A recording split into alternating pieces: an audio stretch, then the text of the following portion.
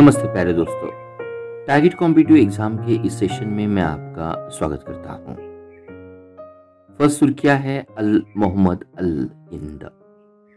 अल मोहम्मद अल हिंद भारत और सऊदी अरब का ये पहला नौसैनिक अभ्यास होगा। इस अभ्यास के लिए हम कहते हैं कि this is the most important naval exercise. इस नेवल एक्सरसाइज के तहत भारत की ओर से आईएनएस कोची सहभाग लेगा।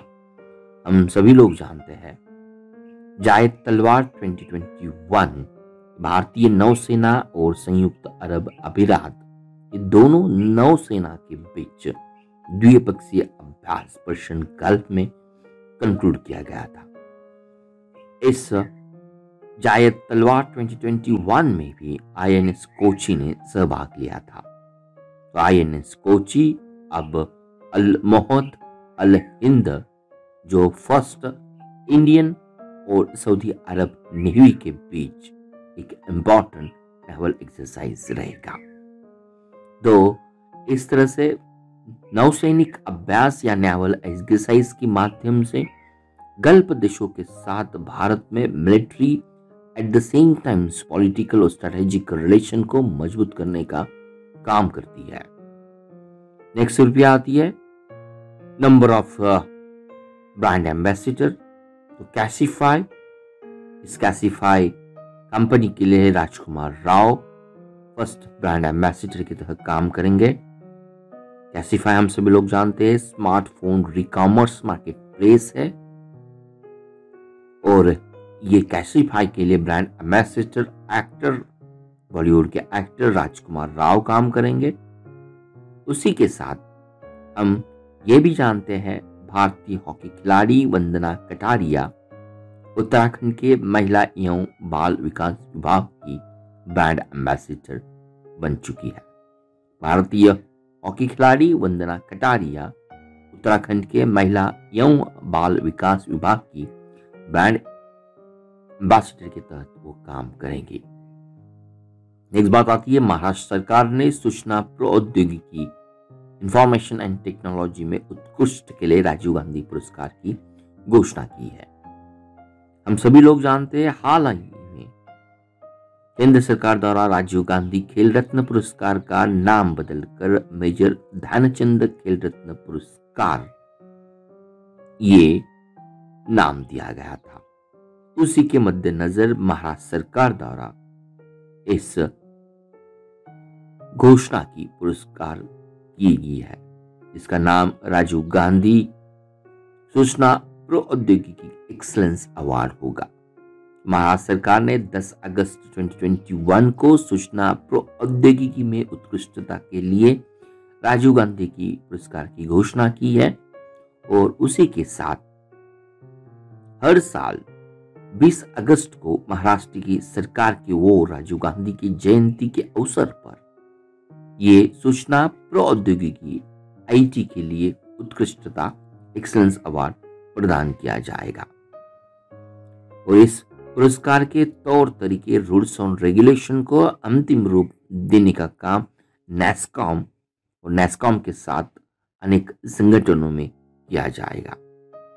महाराष्ट्र आईटी कॉर्पोरेशन लिमिटेड का पुरस्कार के लिए नोडल एजेंसी के तहत नियुक्ति की गई है। तो हमने देखा महाराष्ट्र सरकार का इंफॉर्मेशन टेक्नोलॉजी एक्सीलेंस अवार्ड हर साल 20 अगस्त को जो भी company at the same time individual Maharashtra में इंफॉर्मेशन टेक्नोलॉजी को बढ़ावा करने के लिए काम करेगी उन्हें पेश किया जाएगा। नेक्स्ट बात आती है मौजूदा और पूर्व सांसद और विधायकों एमपी और एमएलए के खिलाफ जो भी क्रिमिनल चार्जेस है आपराधिक मामले हैं राज्य सरकार द्वारा राज्य के उच्च न्यायालय के पूर्व आदेश के बिना वापस नहीं लिए जाएंगे। तो सुप्रीम कोर्ट का जो 3 न्यायाधीशों का खंडपीठ था उन्होंने क्लियरली यहीं पे कंफर्म किया है राज्य सरकारें राज्य का जो भी उच्च न्यायालय होगा उनके जो आदेश होंगे जो ऑर्डर होंगे उनके बिना किसी भी MLA at the same time MP जो आपराधिक उनके खिलाफ जो आपराधिक मामले हैं उनको वापस नहीं लिया जाएगा। तो भारत के मुख्य न्यायाधीश एन.वी. वेंकटरमन की जो खंडपीठ, उनके नेतृत्व में जो खंडपीठ था, इस खंडपीठ ने मौजूदा और पूर्व सांसदों और विधायकों के खिलाफ आपराधिक मामलों को उच्च न्यायालय के आदेश के बिना किसी भी हालत में वापस नहीं लिया जाएगा। ये चर्चा में इसलिए था कि वरिष्ठ वकील विजय हंसारिया, जो इस मामले में न्याय मित्र है, अमिकेस है, उन्होंने कहा था कि कर्नाटक राज्य सरकार के आदेश से 61 नेताओं के खिलाफ मामले वापस लेने के मुद्दे पर उन्होंने उच्चतम न्यायालय द्वारा विचार करने की कोशिश की गई थी। तो सुप्रीम कोर्ट से अनुरोध किया गया कि वो इस तरह का आदेश पारित करे कि संबंधित राज्य उच्च न्यायालय के आदेश के बिना राज्य सरकार दोषी सांसदों और विधायकों के खिलाफ किसी भी मामले को वापस लेने का आदेश पारित नहीं कर सकती। नेक्स्ट बात आती है वैश्विक युवा विकास सूचकांक, जिसे हम वर्ल्ड यूथ डेवलपमेंट इंडेक्स 2020 कहते हैं। ये वर्ल्ड यूथ डेवलपमेंट इंडेक्स 2020 इसलिए इंपॉर्टेंट है, 181 देशों की जो सूची है उस सूची में भारत के लिए ये 120 का स्थान मिला है।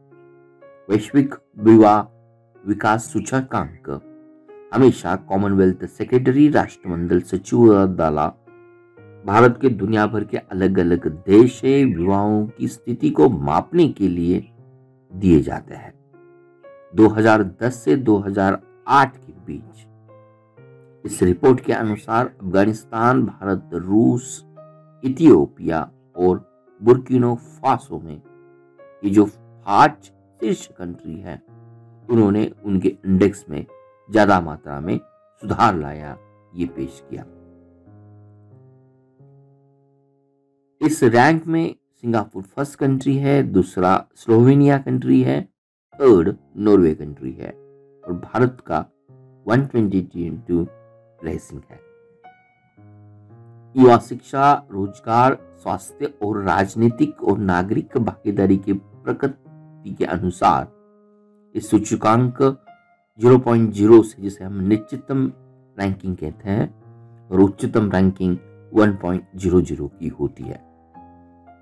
इसी के बीच स्कोर के आधार पर देशों में रैंकिंग दी जाती है। नेक्स्ट बात आती है इंदौर शहर। इंदौर शहर भारत का पहला वाटर प्लस शहर बन चुका है। तो ये वाटर प्लस शहर इंदौर को घोषित कर दिया, उसका मतलब इंदौर भारत का सबसे स्वच्छ शहर भी है।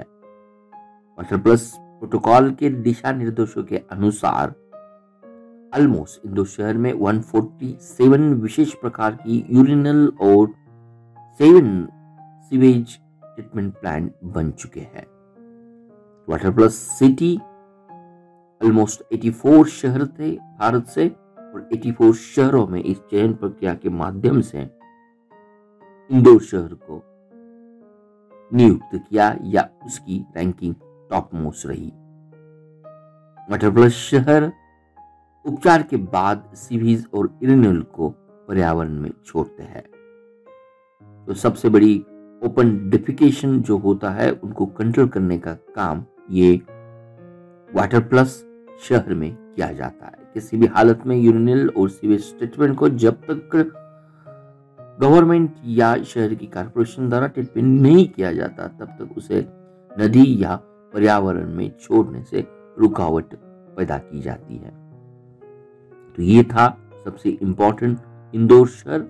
इस साल के लिए इंदौर शहर को हमने कहा वाटर प्लस पुरस्कार से नवाजा गया। नेक्स्ट बात आती है 12 अगस्त या अंतर्राष्ट्रीय युवा दिवस के तहत मनाया जाता है, और इस साल का जो थीम है 2021 के लिए transforming food system youth innovation for human and planetary health. Transforming food system, youth innovation for human and planetary health, ये इस साल का थीम है। 1990 में संयुक्त महासभा ने 12 अगस्त को अंतर्राष्ट्रीय युवा दिवस के रूप में उसको घोषित किया गया था। 1990 से संयुक्त राष्ट्र की आर्थिक और सामाजिक मामलों के विभाग द्वारा खाद्य और कृषि संगठन, जिसे हम फूड एंड एग्रीकल्चर ऑर्गेनाइजेशन कहते हैं, उसी के द्वारा 12 अगस्त को अंतर्राष्ट्रीय युवा दिवस के तहत मनाया जाता है। महाराष्ट्र सरकार ने कोरोना के कारण जो अनाथ बच्चे हुए हैं उनके लिए 1% आरक्षण की घोषणा की है। कोरोना के कारण अनाथ बच्चों को शिक्षा और नौकरी में 1% आरक्षण देने वाला महाराष्ट्र फर्स्ट स्टेट है। महिला और बाल कल्याण विभाग अनाथ बच्चों की प्राथमिक, माध्यमिक और उच्च शिक्षा की फीस का भुगतान करेगा।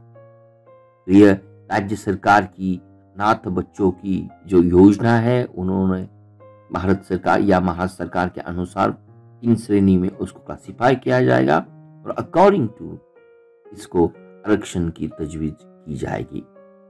नेक्स्ट बात आती है 13 अगस्त को Fit India Freedom Run 2.0। Fit India Freedom as name itself indicate हमारे भारतवासियों के बीच फिट रहने के लिए जो भी अवेयरनेस है, इस अवेयरनेस को क्रिएट करने के लिए केंद्रीय युवा मामले और खेल मंत्री अनुराग सिंह द्वारा ये फिट इंडिया फ्रीडम 2.0 लॉन्च किया गया। हमने 12 अगस्त को देखा। 12 अगस्त ये अंतर्राष्ट्रीय युवा दिवस है। उसी की तरह 12 अगस्त ये सारे विश्व में विश्व हाथी दिवस के तहत भी मनाया जाता है।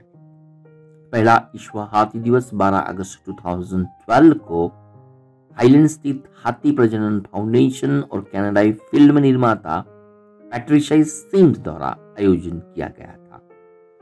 आज IUCN की रेड लिस्ट में अफ्रीकी हाथी को असुरक्षित, वल्नरेबल और आसियन हाथियों के लिए लुप्त प्राय के रूप में सूचीबद्ध किया है। ये कुछ इंपॉर्टेंट बातें हमने देखी। नेक्स्ट बात आती है यूनिसेफ इंडिया और फेसबुक ने बच्चों के लिए सुरक्षित ऑनलाइन वातावरण बनाने के लिए 1 साल की संयुक्त पहल शुरू की गई है। एक राष्ट्रव्यापी सोशल मीडिया अभियान उसके तहत लॉन्च किया जाएगा। ऑनलाइन सुरक्षिता, डिजिटल साक्षरता और मनोसामाजिक समर्थन पर 1 लाख स्कूली बच्चों के लिए क्षमता या एबिलिटी निर्माण करने के लिए ये यूनिसेफ इंडिया और फेसबुक की साझेदारी रहेंगी। हम सभी लोग जानते हैं संयुक्त राष्ट्र बाल कोष, जिसे हम यूनिसेफ कहते हैं, उसकी स्थापना 1946 में हुई थी और न्यूयॉर्क शहर में उसका मेन हेडक्वार्टर है। डॉक्टर बालाजी तांबे ये क्यों चर्चा में थे? तो डॉक्टर बालाजी तांबे एक प्रख्यात आयुर्वेदाचार्य थे। उनका हाल ही में निधन हुआ। प्रसिद्ध आध्यात्मिक नेता, आयुर्वेदिक चिकित्सक और योग के प्रस्तावक भी थे। डॉक्टर बालाजी तांबे चर्चा में एक आयुर्वेदिक आचार्य, एक वेग जानने वाले और योग का प्रसारक के रूप में भारत उन्हें याद किया करने वाला है। तो ये कुछ इंपॉर्टेंट सुर्खियां थी हमारे एग्जामिनेशन के लिए। Thank you for watching Target with Professor Peace Positive Vic. We request you to be a voluntary donator to become our prime and pride motivator.